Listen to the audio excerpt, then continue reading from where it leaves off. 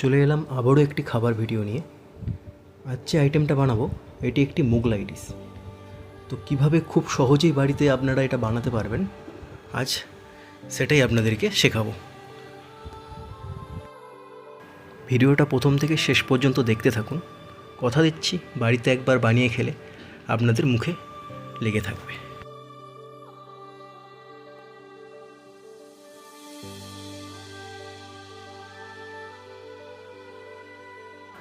প্রথমে 500 গ্রাম বোনলেস চিকেনে একটা অর্ধেক লেবু নিচড়ে নিলাম। তারপর তাতে অ্যাড করলাম সামান্য পরিমাণে লঙ্কা গুঁড়ো, জিরে গুঁড়ো, ধনে গুঁড়ো, গোলমরিচের গুঁড়ো আর গরম মশলার গুঁড়ো।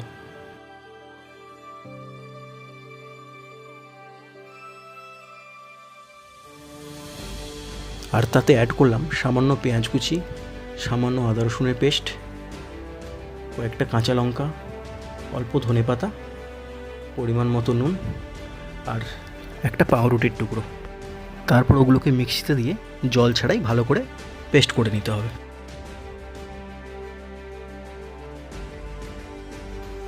তারপর এইভাবেই হাতে করে একটা লেটের সাহায্যে শিক কাবাবের মতো আকৃতি দিলাম।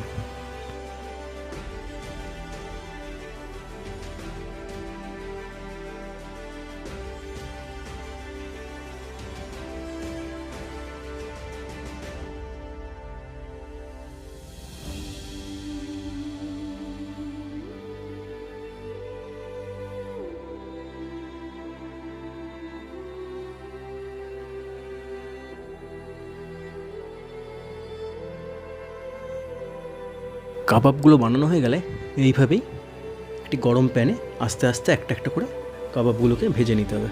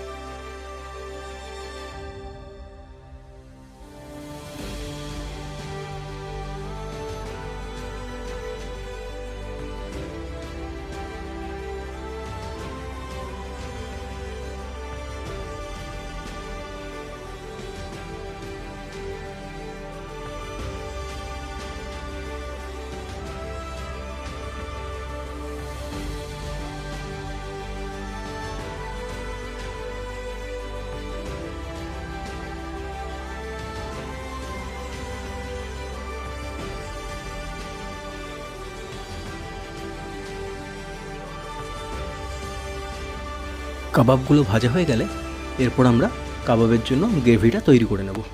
গ্রেভি তৈরির জন্য আমরা ব্যবহার করেছি গরম তেলে কয়েকটা কাঁচা লঙ্কার টুকরো, কাজু কিশমিশ আর সামান্য পরিমাণে কাঁচা পেঁয়াজ।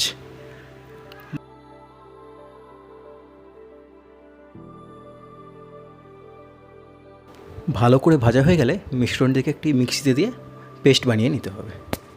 তারপর গরম তেলে আদা রসুন বাটা আর ওই মিশ্রণটি দিয়ে ভালো করে নাড়িয়ে চাড়িয়ে নেব।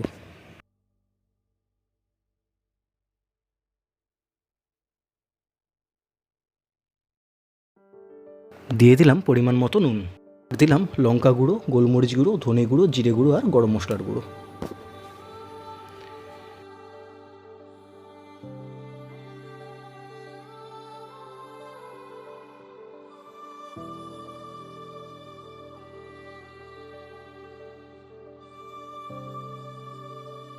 মশলাটা ভালো করে ভাজা ভাজা হয়ে গেলে উপর থেকে দিয়ে দেবো টক দই, সামান্য পরিমাণে চিনি আর একটু টমেটো সস।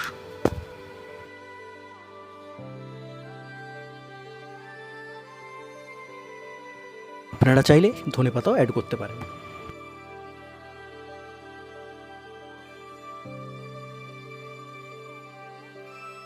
মশলাটা ভালো করে কষানো হয়ে গেলে তারপরে দিয়ে দেবো ভেজে রাখা কাবাবগুলো।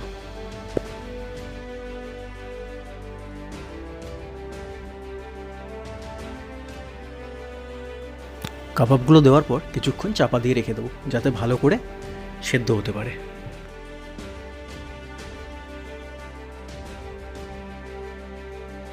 ভালোভাবে সেদ্ধ হয়ে গেলে উপর থেকে সামান্য ক্রিম দিয়ে দেবো আর গার্নিশের জন্য অল্প ধনেপাতা।